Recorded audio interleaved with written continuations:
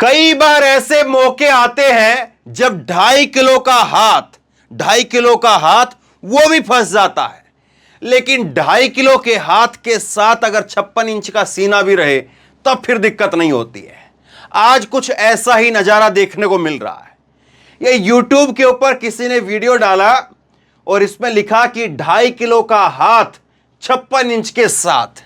लेकिन आज की तारीख में इसको उल्टा कर दीजिए, 56 इंच का साथ 2.5 किलो के हाथ के साथ। आज इस तरह से इसको कर दीजिए।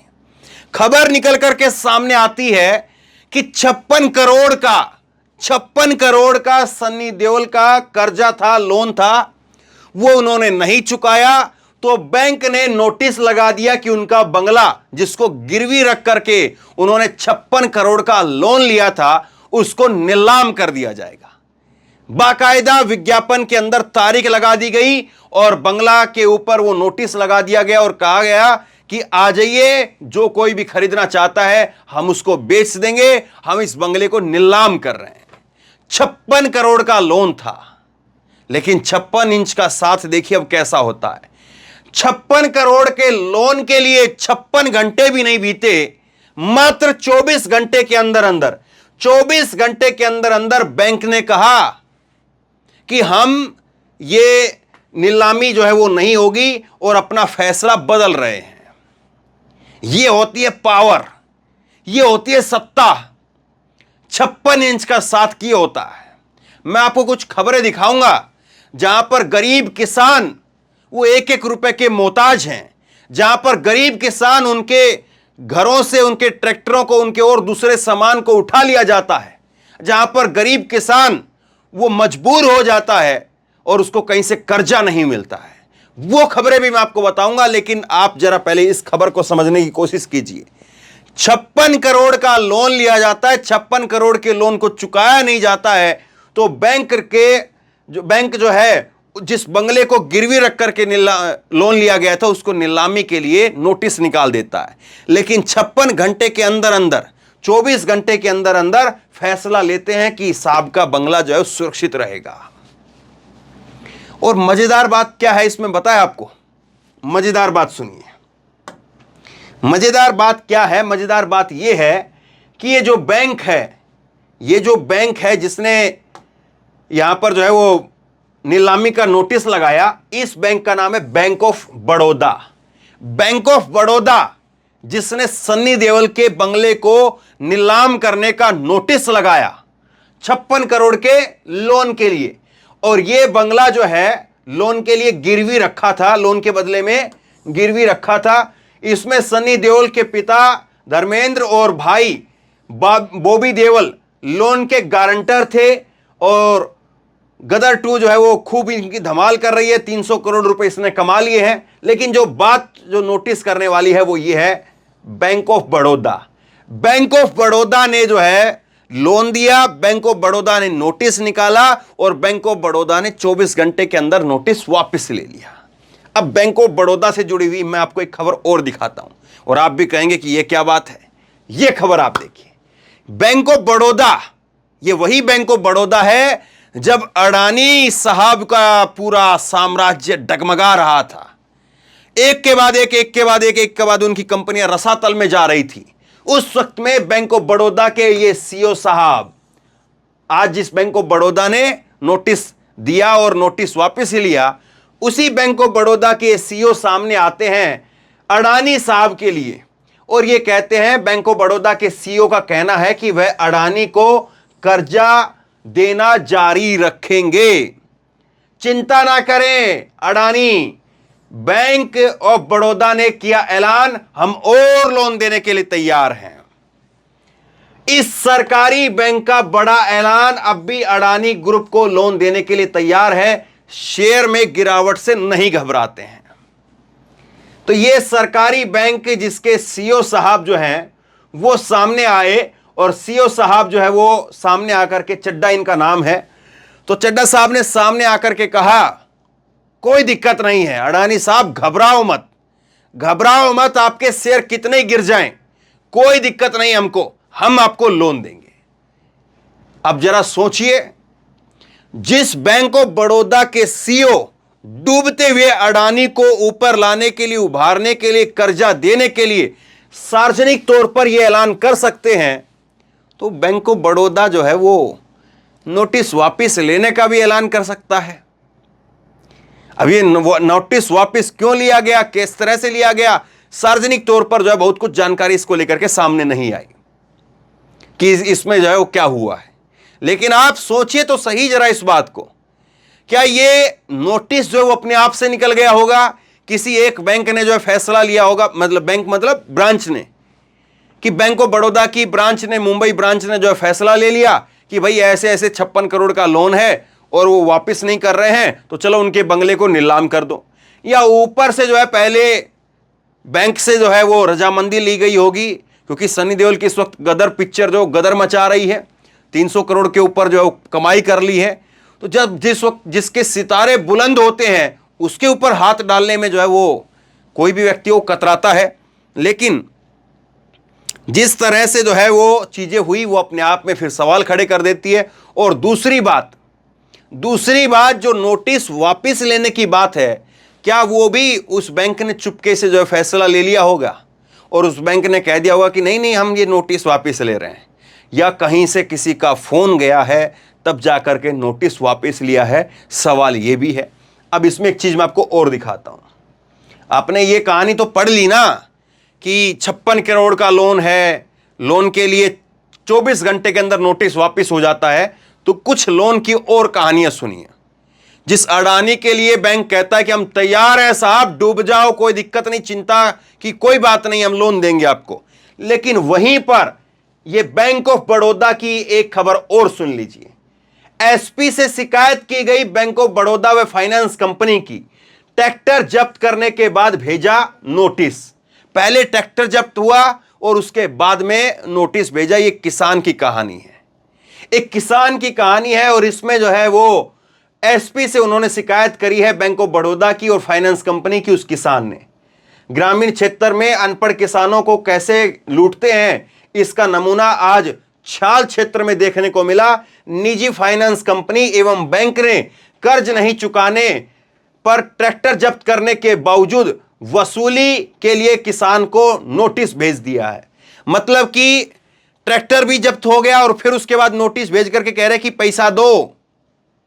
देखो साहब, किसान के पास में एक ही तो रोजगार का साधन है, कौन सी उसकी अंबानी की तरीके से अलग अलग फैक्ट्रियां चलती हैं कि चलो एक फैक्ट्री डूब जाएगी तो दूसरी फैक्ट्री से कमा लेगा। कौन सा उसका शेयर मार्केट है, चलो 2-4 शेयर डूब गए तो और बाकी शेयर से उभर करके आ जाएगा। किसान का तो एक ही जहाज है, वो है ट्रैक्टर, और उसी जहाज से जो है वो खेतों को जोतता है, उसी जहाज से जो है वो अपना माल ढुलाई का काम करता है, उसी जहाज से वो सारे काम करता है। किसान का एक ही जहाज है, उसका और कोई जहाज नहीं। हालांकि इस जहाज को कई बार किसानों ने तोप में भी बदलने का काम किया है। आपको याद होगा ना किसान आंदोलन में कैसे जो है वो पुराने ट्रैक्टरों को तोप में बदला गया था, और तोप में बदल बदल करके कैसे उनसे फिर बैरिकेडों को तोड़ा गया था, वो भी आपको याद होगा। तो खैर, ये तस्वीरें जो है वो क्या परेशान नहीं करती हैं। दूसरी खबर देखिए आप, ये 17 सितंबर 2022 की खबर है। एक साल भी नहीं हुआ है साहब, एक साल भी नहीं हुआ है, और ये तब की खबर है। और झारखंड में कर्ज वसूली एजेंट ने किसान की गर्भवती बेटी को ट्रैक्टर से कुचल दिया। इससे ज्यादा दर्दनाक कुछ हो सकता है? एक किसान, गरीब किसान जिसने लोन लिया और उसकी गर्भवती बेटी को एजेंट जो है ट्रैक्टर से कुचल देता है। और सुनिए, बैंक से लोन लेकर के किसान ने खरीदा था ट्रैक्टर, कर्ज चुकाने के लिए बैंक ने बनाया दबाव तो जहर खा करके आत्महत्या कर ली। यह खबर उत्तर प्रदेश की है, 21 जून 2019 की खबर है। यह 24/7/2016 की खबर मैंने आपको बताई है। तो यह स्थिति देखिए उत्तर प्रदेश में डबल इंजन की सरकार के अंदर, क्योंकि 2017 में सरकार बन गई थी योगी आदित्यनाथ की, और ये 2019 की खबर है, 2019 21 जून की खबर है। बैंक से जो है वो लोन लेकर के किसान ने ट्रैक्टर खरीदा था, कर्ज चुकाने के लिए बैंक लगातार प्रेशर बना रहा था, और फिर उस प्रेशर के अंदर किसान ने जहर खा करके आत्महत्या कर ली। और कुछ खबर दिखाता हूं आपको। ये खबर देखिए, एक ये वायरल खबर है, इसकी जो थोड़ा ज्यादा डिटेल नहीं मिल पाई। ग्राहक ने समय से नहीं भरी लोन की ईएमआई तो बैंक कर्मचारी बाइक पर उठा ले गए बाइक। देखिए वीडियो, बाइक के ऊपर बाइक रख करके वीडियो को, ये जो है वो मोटरसाइकिल को उठा करके लेकर चले गए। 2 किस्त चूके तो बैंक ने उठवाई गाड़ी, सीजर ने एसआई पर चढ़ा दी कार, गिरफ्तार करने पहुंच गई पुलिस। 2 किस्त केवल नहीं दी। और ये सनी देओल की कहानी मैं आपको बताऊं, सनी देओल देखिए, पहले तो आप ये समझ लीजिए कि किसी को बंगला जो है वो कब नीलाम किया जाता है, या जो सामान जो गिरवी रखा जाता है उसको कब बैंक नीलाम करता है। नीलामी तब होती है जब आप कुछ चीज जो है वो गिरवी रख करके कोई सामान या कुछ जो पैसा लेते हैं और आप जो है उसकी फिर उसके बाद में उसकी किस्तें जमा ना करवा पाए, तो 6 महीने तक बैंक जो है वो आपको नोटिस पर नोटिस भेजता रहता है और आप कोई जवाब नहीं देते हैं या बैंक आपके जवाब से संतुष्ट नहीं होता है, तो फिर उसके बाद में बैंक जो है 7वें महीने वो कार्रवाई कर देता है और नीलामी की तरफ बैंक चल पड़ता है। तो ये यहां पर जो है वो सनी देओल के साथ में हुआ है। अब 2-3 चीजें समझनी और जरूरी है। क्या बीजेपी जो है वो इस पूरे खेल के पीछे है? हालांकि सवाल तो ये था कि 2.5 किलो के हाथ के साथ में 56 इंच का साथ है, सवाल तो ये था। लेकिन सवाल इसका उल्टा भी घूम करके हो सकता है, क्योंकि चीजों को कई बार कई तरीके से देखना चाहिए। एक आदमी में होते हैं 100 आदमी, जिस तरह से देखेंगे उस तरह से दिखेगा। तो क्या बीजेपी जो है इसके पीछे है? क्योंकि 56 करोड़ की रकम जो है इन लोगों के लिए कोई ऐसी रकम नहीं है कि भाई बहुत भारी रकम है। हमारे आपके लिए 56 करोड़ की रकम जो है वो बहुत भारी रकम है, लेकिन इन लोगों के लिए 56 करोड़ की रकम मतलब कि इतना है कि 5600 रुपये समझ लीजिए एक आम आदमी के लिए। तो 5600 रुपये तो एक आम आदमी जो है वो थोड़ा बहुत कोशिश करके 2-4-5 दिन में जो है वो इधर उधर से किसी से ले करके कि मैं आपके बाबूजी वापस कर दूंगा, मेरे को 5600 रुपये की जरूरत है, आप दे दीजिए, मैं कर देता हूं इसको, तो वो कर सकता है। 56,000 आप मान लीजिए, 56 करोड़ की कीमत इनके लिए उतनी ही है। तो 56 करोड़ की कीमत के लिए सनी देओल के बंगले को नीलामी तक पहुंचा दिया गया। उस बंगले की एक्चुअल कीमत जो है वैसे मैं आपको बता दूं 51 करोड़ रुपए।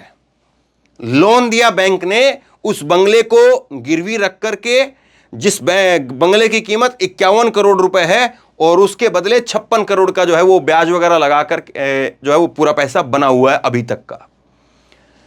तो अब इतने पैसे के लिए जो है, जब सनी देओल के इस वक्त में जो है वो अच्छे दिन आए हैं कुछ, तो ये बैंक ने ये सब कुछ क्यों किया? क्या सनी देओल को जो है वो डेंट करना चाहता है कोई अंदर खाने? क्योंकि सनी देओल जो है वो, उसको आप समझिए, सनी देओल वो सांसद हैं गुरदासपुर से, गुरदासपुर पंजाब से। और गुरदासपुर पंजाब में किसको हराया सनी देओल ने? सनी देओल ने हराया सुनील जाखड़ को। सुनील जाखड़ कौन?